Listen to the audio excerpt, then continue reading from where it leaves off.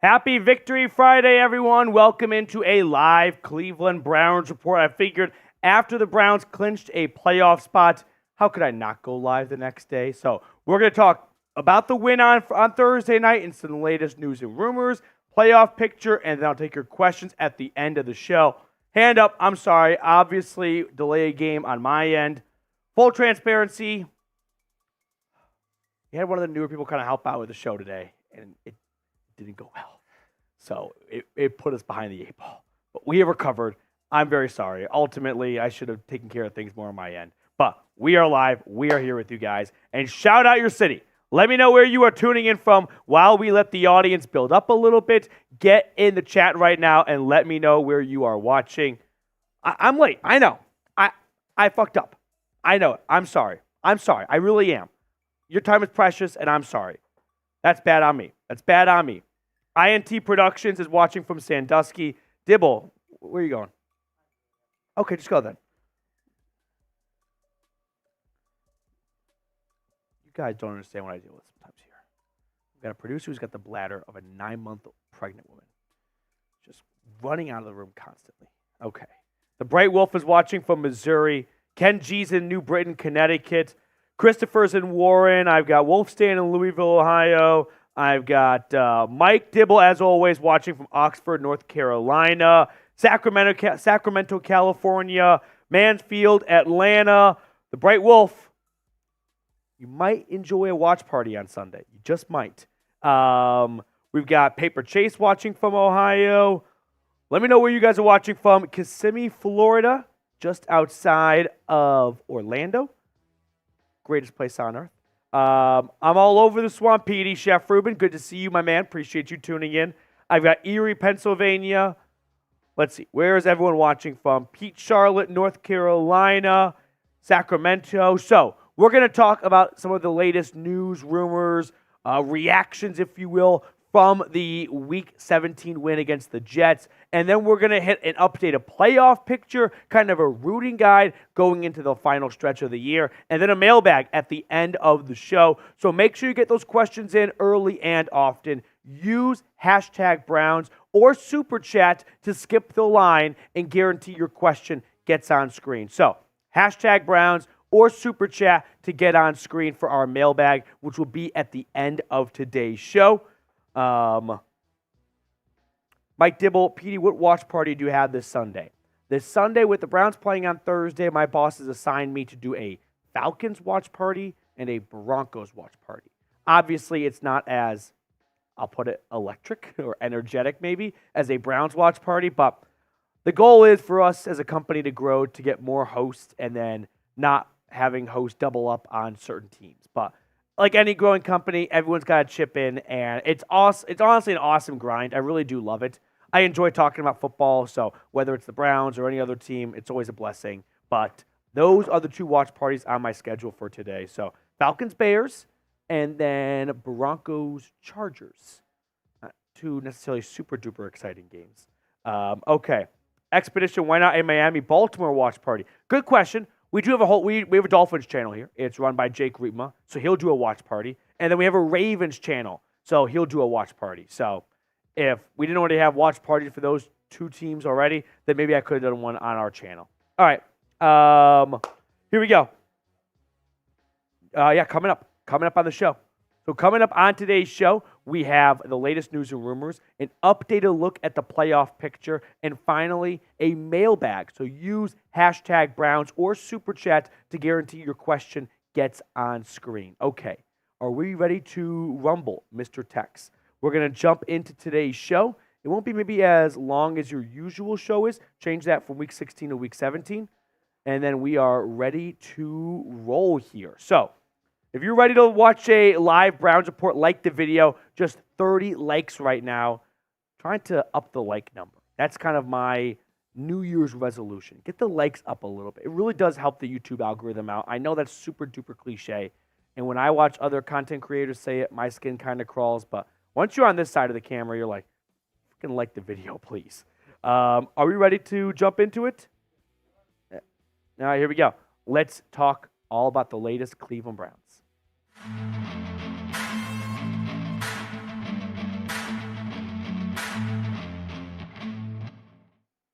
Victory Friday, Browns fans. I don't care if it's Victory Monday, Victory Tuesday, Victory Thursday, Wednesday, Friday.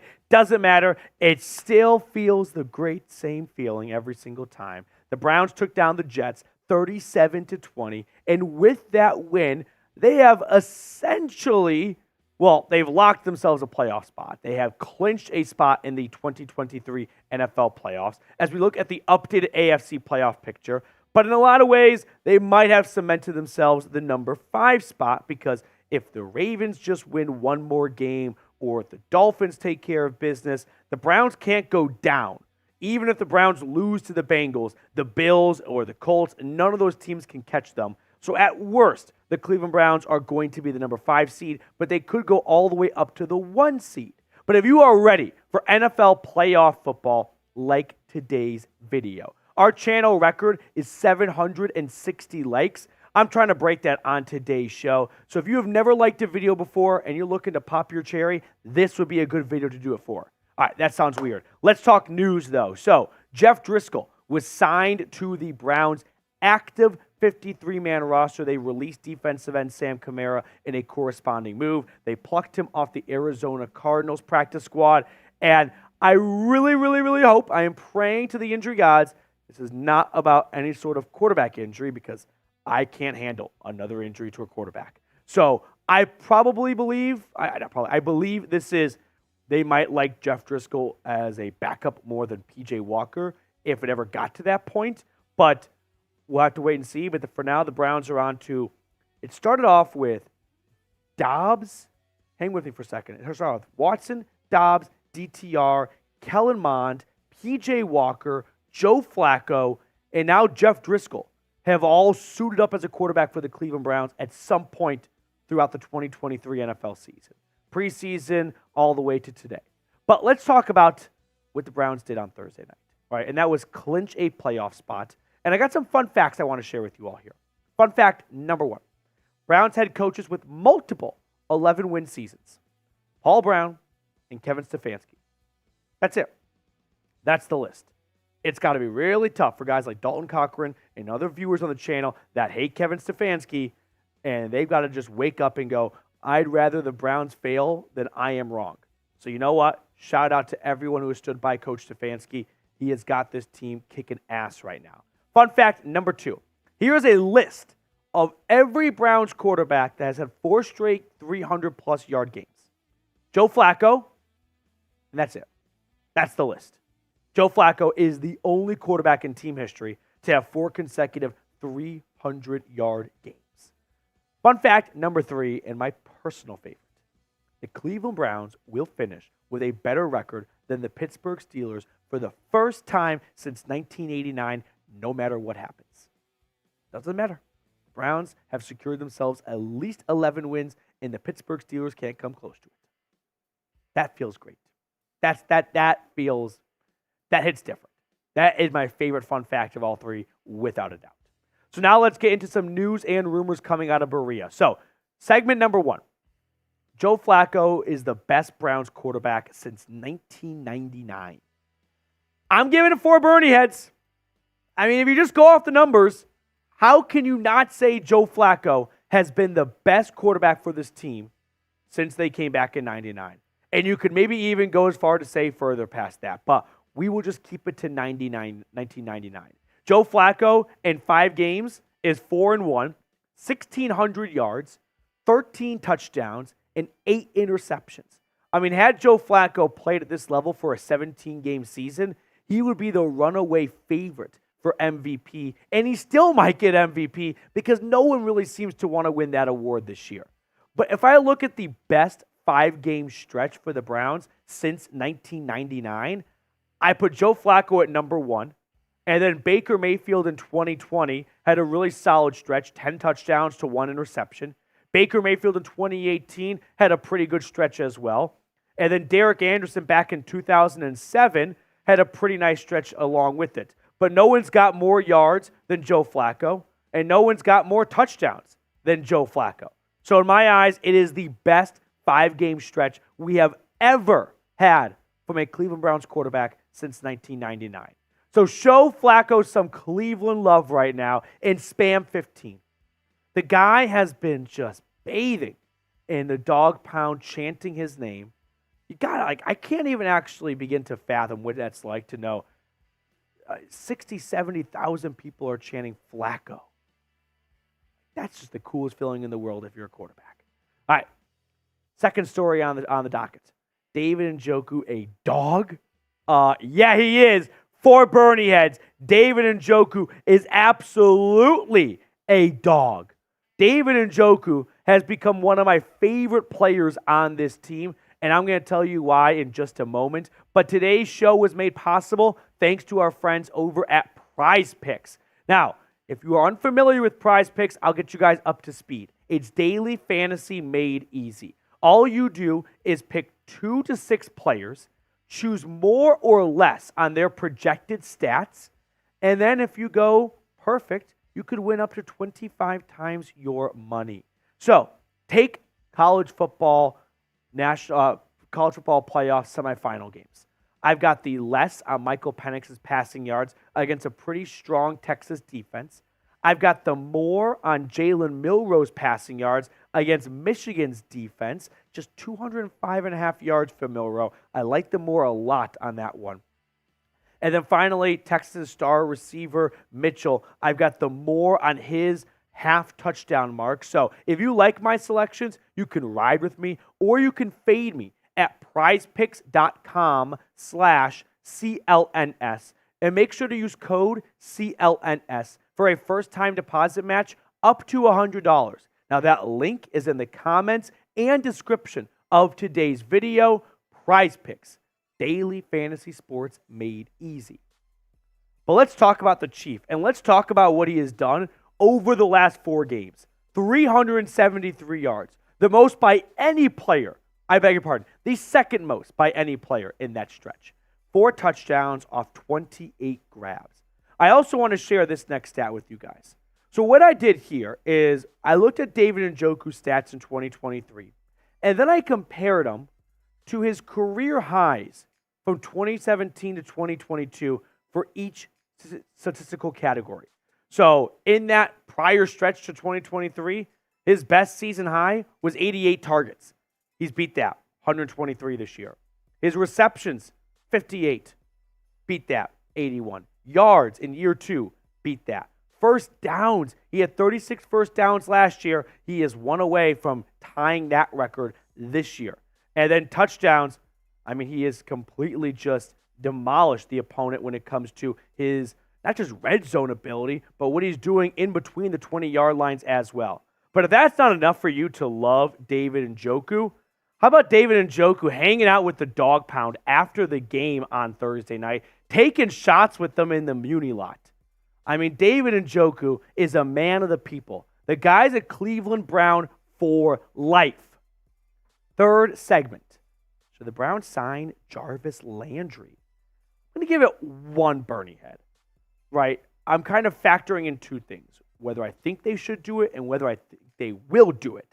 I ultimately lean more towards they're probably not going to call Jarvis Landry. But there has been a lot of Twitter buzz. It's hard to trace it back to who the original thought. But once Elijah Moore went down with a concussion and Amari Cooper missed Thursday with a heel injury, the wheels got moving on. Let's bring Juice back to the land. Now, he has not been on anyone's roster in 2023, not even on a practice squad or anything like that. Of course, he played 4 seasons for the Browns from 2018 to 2021. And for a stretch there, he was their best receiver in franchise history, at least from a consistency level, for who knows how long, right? Josh Gordon had a higher peak than Jarvis Landry, but you knew you were getting good, consistent play out of Landry every single week. Now, Jarvis Landry, unfortunately, has fallen off the last 4 years. You look at his last 1,000-yard season, and you got to go back to 2019.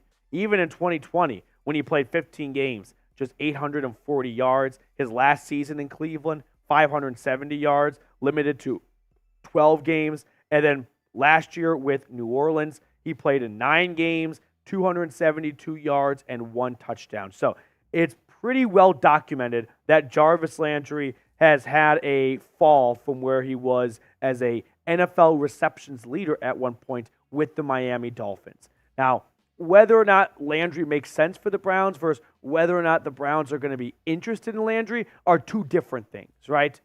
I can see a lot of fans wanting to bring Jarvis Landry back. I can see people connecting the dots of the Browns need a wide receiver. Jarvis Landry knows the city. He knows Kevin Stefanski. He knows this team. So it makes sense on that front. But the only front that matters is, do the Browns have any interest in bringing Jarvis Landry back? I mean, they did kick the tires and then some with Kareem Hunt once Nick Chubb went down. So maybe they go down the same path. But the Browns left Jarvis Landry with very little aspirations to bring him back. So I don't think it's identical to them bringing Kareem Hunt back. Let me start off by saying as well, let's wait and see how serious Elijah Moore's injury is. Because with the Browns potentially having nothing to play for in Week 18 against the Bengals, if the Ravens win on Sunday, then they might as well just shut down Elijah Moore and give him nearly 3 weeks to rest and hopefully be ready for a playoff game. And the same goes for Amari Cooper. So they might not have a burning need for Jarvis Landry. But ultimately, if the Browns do need a wide receiver, you're not asking for a full season out of Jarvis Landry. We're asking for a couple of games. And I think even at this point of his career, he can give you a couple of good games. So let me know. Should the Browns bring back Landry? It would be rather poetic if Jarvis Landry returns and the Browns win a playoff game or two with juice and he gets to be a part of another nice playoff run for the Browns. I think that's something we can all get behind. $50 super chat coming in from Drunk and Honky. Let's go. Thank you for your heart and soul and everything you do and have done for us fans of the Browns and your content. Drunk and Honky, thank you so much. I really appreciate that. You have no idea how much that means to me. You're the man. You're the myth. You're the legend. Let's go Browns. Let's go Browns, Drunk and Honky. Thank you so much, man. Just water for me today, recovering from yesterday, but cheers to you. That's what I'm talking about, Drunk and Honky. Talk about an absolute, not even game changer, but tone setter right off the bat. Early in the live show, and Drunk and Honky has the Browns up 14-0 going into the second quarter. That's the Drunk and Honky difference right there. Now, next up on the show, we are going to do a playoff picture here. So we're going to talk about what the Browns need to do to get the number 1 seed, what help they need, and a little bit more than just that. So we'll run through playoff opponents and things like that. But we're going to talk all playoffs because you know what? The Browns, they can do that now that they have clinched a playoff spot. So lots of fun things to talk about here on the second segment of today's live show. We're going to get the green light from producer Tex. But if you have not been in the chat yet, hashtag Browns or super chat like Drunk and Honky, and you guarantee a spot on screen for a question. All right, Big Tex, are we ready for our second segment? Let's do it. Playoffs? Hell yeah, we're talking playoffs because the Browns have clinched a playoff spot. So we're going to talk playoff picture, path to the 1 seed, path to the AFC North title, and potential opponents for the Browns in the first round of the 2023 NFL playoffs. But after Thursday night, the Browns have locked in a playoff spot. They joined the Ravens and the Dolphins for securing a playoff spot. And they are pretty much, well, they're guaranteed at least the 5 seed. They cannot go lower than that. But they can go all the way up to the 1 seed. So we're going to talk about what needs to happen for Cleveland to get the 1 seed and what needs to happen for Cleveland to win the AFC North. So let me begin by saying this. If the Ravens win on Sunday, and everyone should be watching that game start to finish, you sit everyone Week 18. Because the Browns can't go lower than the 5 seed. The Bills can't pass them, and they're the only team within striking distance anyway. So even if the Bills win out and the Browns lose against the Bengals, Buffalo cannot leapfrog Cleveland for the number 5 seed. So if the Ravens win and the Browns cannot get the 1 seed or win the AFC North, then they are stuck at the 5 seed, and I want to see everyone rest Week 18. I know there's always that battle of rest versus rust, but this team has been so injury-plagued, one more game might push them over the edge. So, guys, I would like to see sit Week 18 if the Ravens lose. Myles Garrett, Zadarius Smith, Joel Petonio, Wyatt Teller, Ethan Posick, Denzel Ward, anyone that's got any sort of injury at all. Because you got a lot of guys who might not be injured on the injury report, but we all know Myles Garrett's playing through an injury. We all know Joel Petonio's playing through a back injury. So John Taffer style, shut it down week 18. Now let's talk about a path to winning the AFC North. It's very simple. The Ravens lose out. They lose to the Dolphins, and they lose to the Steelers, and the Browns beat the Bengals in week 18.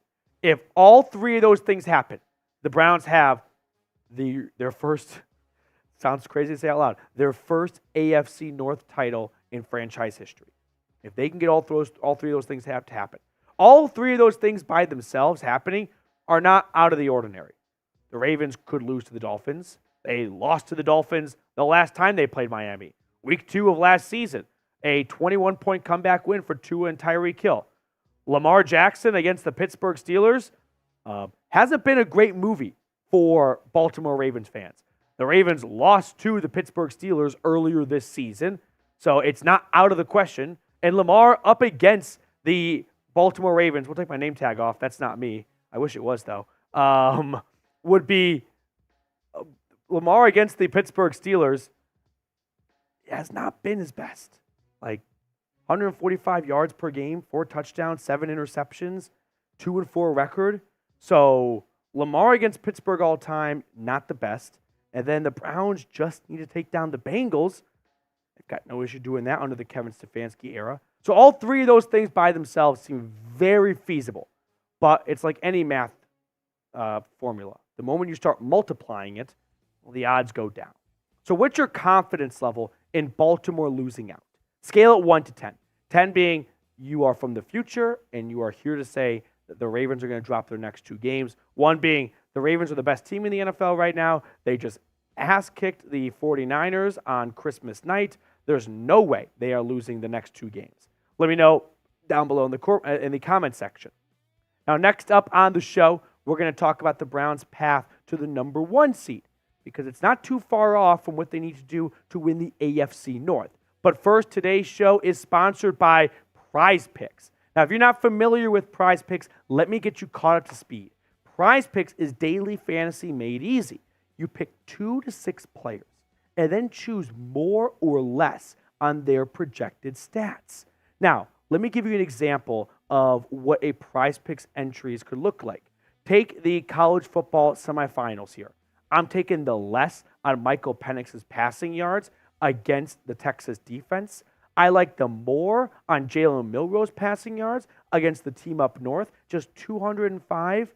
That seems very reachable for Jalen Milroe. And then finally, Mitchell, the Texas wide receiver. I'm taking the more on him at 0.5 touchdowns against the Huskies. So if you like my selections, go to prizepicks.com/CLNS and use code CLNS for a first-time deposit match up to $100. That link is in the comments and description of today's video. Now, let's talk about a path to the number 1 seed. The Browns win out, which is just 1 game. The Ravens lose out, which is the same for winning the AFC North. And the Dolphins lose week 18. So the Dolphins actually can't lose out. Because if the Dolphins lose out, that means the Ravens don't lose out. Because they play each other on Sunday. So we need Miami to win week 17, but then lose in week 18. So now we got an idea of what it takes, which is 1, 2, 3, 4 things that need to happen for the Cleveland Browns to have the AFC run through the shores of Lake Erie. It doesn't seem like it is astronomically impossible, right? Again, it's the same for winning the AFC North where by itself, 1 by 1, I think we can all agree these things could happen. But when you add in another wrinkle, which is the Dolphins losing week 18 to Buffalo, well, that makes things a bit more complicated. So let's talk about what Miami and Buffalo, what they've been up to the last couple of weeks as they head into a very pivotal stretch here because the Bills actually have an opportunity to jump Miami and win the AFC East. If Buffalo wins out, and the Dolphins lose out because the Bills would have the head-to-head tiebreaker over Miami. Now, Miami comes in off 2 straight wins after an all-time disaster loss to the Titans in Week 14, whereas the Bills, they are coming off 3 straight wins, and you can almost call it 3.5 if you want to go hockey style, against the Philadelphia Eagles losing in overtime. But the Chargers, they beat them 24-22. They beat the Cowboys 31-10. So if we're looking at this through the lens of we need Buffalo to beat Miami and we need Miami to beat the Ravens first, it's not out of the realm of possibility that the Dolphins take down the Ravens like they did the last time they faced off each other last season early in 2022. And then the Bills knock off the Miami Dolphins, which they have had no problem doing for quite some time. I mean, first off, they come in hot, but the Bills-Dolphins just all time, Buffalo has won 9 out of their last 10 games. They have dominated this one-sided rivalry. It has not been close in any stretch. The Bills have completely beat up the Miami Dolphins year after year after year. Tex, don't worry about it. And the Browns have an opportunity to jump all the way to the number 1 seed if the Bills take care of business in Week 18 and if the Dolphins take care of business in Week 17 against the Ravens and the Ravens lose to the Steelers and the Browns beat the Bengals. Did you get that all? Write it down. Don't forget. Now, let's say the Browns finish with the number 5 seed. I don't think this is something that would be out of the realm of possibilities here. The Browns cannot go lower than the number 5 seed. So if they finish with the number 5 seed, because the Ravens just win 1 game, for example, well, who could the Browns potentially face? We'll fix that next graphic in a moment here because it's not the Dolphins there. But the AFC South is a bit of a clusterfuck, for lack of a better term, because it is a hodgepodge of teams of 8-7, 8-7, 8-7, right? The Jags, the Colts, and the Texans all tied at 8-7, and the Titans are completely out of it. So ignore the Dolphins logo, but Jacksonville, Indianapolis, and Houston all tied at 8-7, and so it's really anyone's division for the next 2 weeks here. So let's talk about these 3 remaining teams. The remaining schedule for the Jacksonville Jaguars. I'm sorry, we got a couple of logos mixed up. We got a new person here at the office, and well, you can see that early on, there's some growing pains going on here. But Week 17 against the Panthers, 2-13 Carolina. Jacksonville without Trevor Lawrence on Sunday, that very well could be a win, even with C.J. Beathard. And honestly, the Jags might have a better chance without Trevor Lawrence based on the way he has played the last couple of weeks, okay? Then you got the Indianapolis Colts after that. The Colts, they have the Raiders at home, and then they have the Texans coming to town. So that Week 18 Texans game, that very well may be for the AFC South if Jacksonville loses on Sunday and both the Colts and the Texans win on Sunday. The Colts, if they beat the Raiders, and if the Texans take down the Tennessee Titans, that will be a winner-take-all Week 18 game right there. So it's going to be very close coming down the AFC South, but it's very likely the Browns, if they get the 5 seed, they're going to absolutely face the number 5 seed unless the Kansas City Chiefs, I beg your pardon, face number 4 seed, which would be the AFC South champion, which unless the Kansas City Chiefs were to lose out, and they could fall to the 4 seed, but I don't see the Chiefs losing out. So, with all that being said, who do I think the Browns are going to face? I think it's going to be the Jags. I think giving Trevor Lawrence a week off is actually a really good thing for Jacksonville. Lawrence is kind of broken right now. So, get him healthy. He's been battling through a bunch of injuries. Get T-Law healthy against the Carolina Panthers with C.J. Beathard. That's a good week for him to miss. And then they round out the year against the Tennessee Titans. If the Colts and the Texans both lose on Sunday, then the Jags go into Week 18 knowing one of those 2 teams is going to lose again. So there's no chance all 3 of these teams could win out. Only one team can guarantee to win out, and that is the Jacksonville Jaguars, since they don't play one of those 2 teams in the remaining 2 games, essentially. Now, before we get on to the rest of today's show, I do want to highlight an awesome super thanks we had come in from a longtime viewer of the channel, which is Sal Butera. So, Sal, thank you so much for your super thanks. I cannot thank you enough for supporting the channel. Sal's been rocking and rolling with us for a long time now. So Sal, thank you so much. You are the man. You're the myth. You're the legend. I appreciate all of your very generous contributions in supporting the channel. Make sure to subscribe if you love the Cleveland Browns. We're going to keep you guys locked in all season long for the best Browns news and rumors content in all the land. Oh, that was a shit show. Whew. Oh, boy. Was it not built? That was it. I'm sorry, everyone.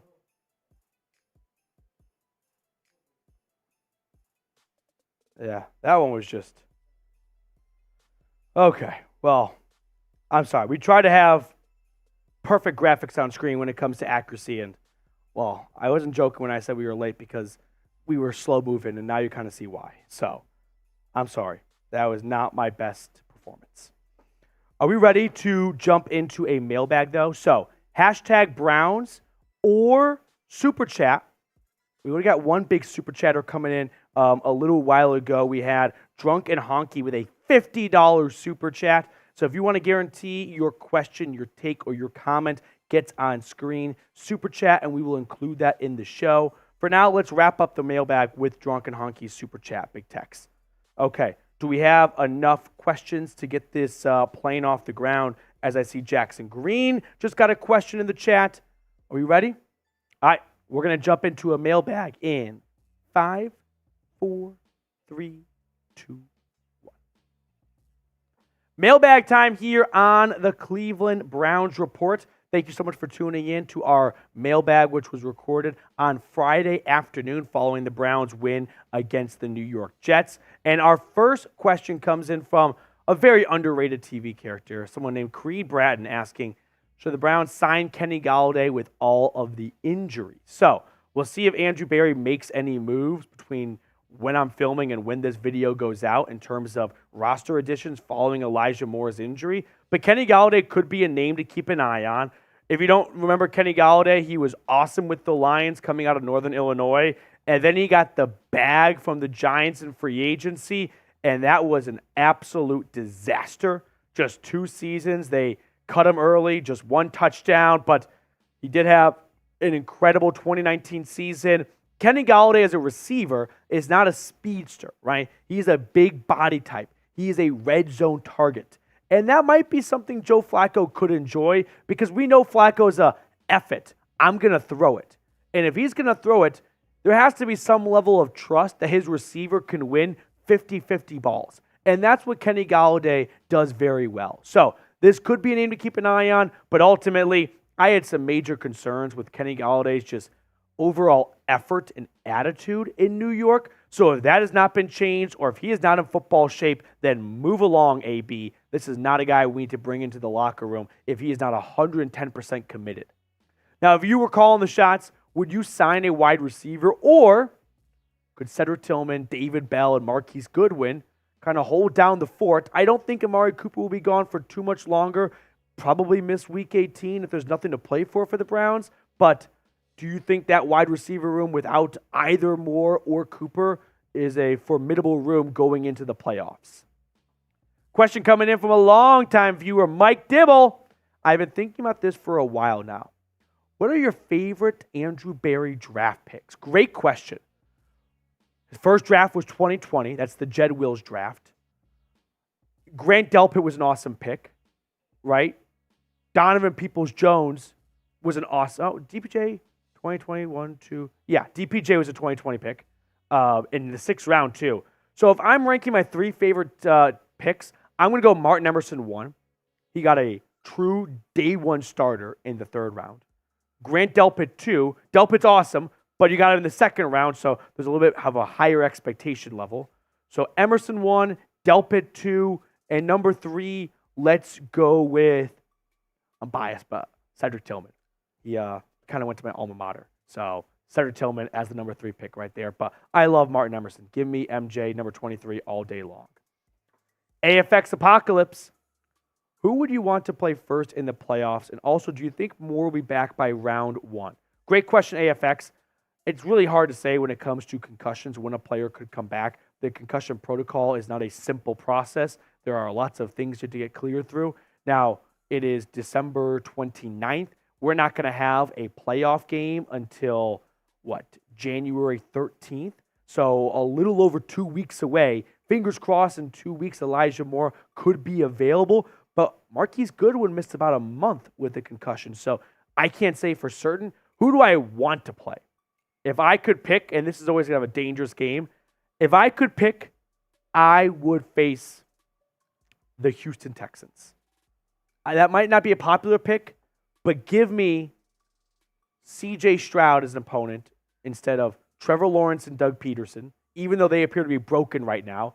I don't want to be the team like the Chargers were, who found out the hard way in the playoffs that those are two very good head coach quarterback combination that can win a playoff game. And then as for the Colts, they are just super duper well-rounded. And so they were very well coached like Houston, but I think the Texans, what we saw in Houston, even if Stroud played in that game, the Browns are still winning. So I would say the Houston Texans would be my preferred choice if the Browns, of course, end up with the 5 seed. And if they get the 1 seed, well, we got to wait and see how the rest of the playoffs unfold. Now, before we get on to the rest of the questions on today's show, our sponsor, Prize Picks, has a terrific deal for the Dog Pound, which is a $100 deposit match. Now, first, you might be asking, what is Prize Picks? It is daily fantasy sports made easy. You pick 2 to 6 players and then pick more or less on their projected stats. So here are my selections for college football semifinal game. The less on Michael Penix's passing yards against the Texas Longhorns, the more on Jalen Milroe's passing yards against the team up north, and then Mitchell for the Texas Longhorns as well. I think the more on him at half a receiving or rushing touchdown. So if you like my selections and you want to have a little bit of extra interest in some of these bowl games, go to prizepicks.com/CLNS. And when you use code CLNS, you're going to get a first-time deposit match up to $100. Now, that link is in the comments and description of today's video. Prize Picks, daily fantasy sports made easy. Lil Beam, if Joe Flacco doesn't come back next year, should they sign Gardner Minshew or another backup or just stick with GTR? That's a great question. I think Gardner Minshew is going to be putting himself on a path for kind of like what Jacoby Brissett did with the Browns last year, where he's going to go somewhere and compete to start. That's not happening in Cleveland. Now, I think they would probably be open to running it back with DTR. I think people don't realize that DTR showed major improvements as the weeks went on, from his first game against the Ravens to up until the fourth quarter when he was down by just a score or two against the Broncos on the road before the concussion knocked him out. I think the Browns are probably more content with DTR than maybe your average fan would think they are. So my suspicion would be they run it back with Dorian Thompson-Robinson. Gardner Minshew is going to want to go somewhere where he can compete to start. Same goes for Joe Flacco. So we'll wait and see how the whole Flacco, fever ends and whether or not the Browns bring him back or not. But those are my suspicions. David Snyder, should we move Ronnie Hickman up to the starting lineup? He gets a pick in almost every game he plays. Who do you want to start him over? I would rather have Grant Delpit out there still. And maybe Juan Thornhill, who unfortunately has not been an awesome signing thus far, but that's really because of the injuries. Even when he's healthy, he hasn't been tremendous, but he hasn't been bad. And I think people are just getting frustrated with the injuries and the lack of availability. And so then when he is out there and he doesn't make a great play, it's like one more thing to the con column for Juan Thornhill, misses time, and he missed that tackle. All right, but you're also just overlooking the good plays he made in the game. So I think what's more likely, David, is we just see more 3 safety sets, right? And you see JOK and Taki or JOK and Anthony Walker when Walker's back. And then you get more 3 safety looks of Delpit, Thornhill, and Ronnie Hickman. Lil Beam, next one up. What would the contract be to bring back Anthony Walker? I was thinking a 3-year, $18 million contract. Do you think they would do it? Anthony Walker would love that. I mean, what contract Anthony Walker signed this year? Anthony Walker signed a 1-year survey. I'm going to guess, I don't memorize it, 1 year, $6 million. 1 year, 4.25. So a 1 year, 4.25. I don't think it's going to jump all the way to 6 years, 3 years, 18 million, 6 million a season. Maybe Anthony Walker signs a 2-year, $12 million contract or 2-year, $10 million. I don't think it's going to be that expensive to bring Anthony Walker back. Joshua Miller, is Flacco AB's best move since he's been here? Josh, that's one of the best questions I think we've ever gotten. And the answer is, it has to be yes, right? Now, Andrew Berry, I wouldn't say got lucky, because in order for Andrew Berry to sign Joe Flacco, he needed injuries to happen for even to enter our dimension. But there were just no other quarterbacks out there to sign. Like, imagine if Carson Wentz hadn't been signed yet. Would the Browns have gone with Wentz over Joe Flacco? Like, lucky for Andrew Berry, that decision was made for him. But you know what? I'm not going to say Andrew Berry didn't make a great decision signing Joe Flacco. So, I mean, for what he's paying him and what he's getting out of him, it's hard to argue that there's been a better value addition other than maybe Dustin Hopkins with his 8-for-8, 50-plus yard field goal. So, Josh, I hadn't thought about it until you just tossed it my way right now, but I'm inclined to say yes, right? I think so. I think so. Lil Beam, next one up in the last question. Petey, do you think the Browns should sign Jarvis Landry to the practice squad? It's a good question, Lil Beam. We are recording our mailbag on Friday, so if something changes over the next 48 hours, bear with me. I'd be open to a practice squad addition. I'd be open to a workout, right? Let's maybe just start there before we just jump into bring Jarvis Landry onto the practice squad.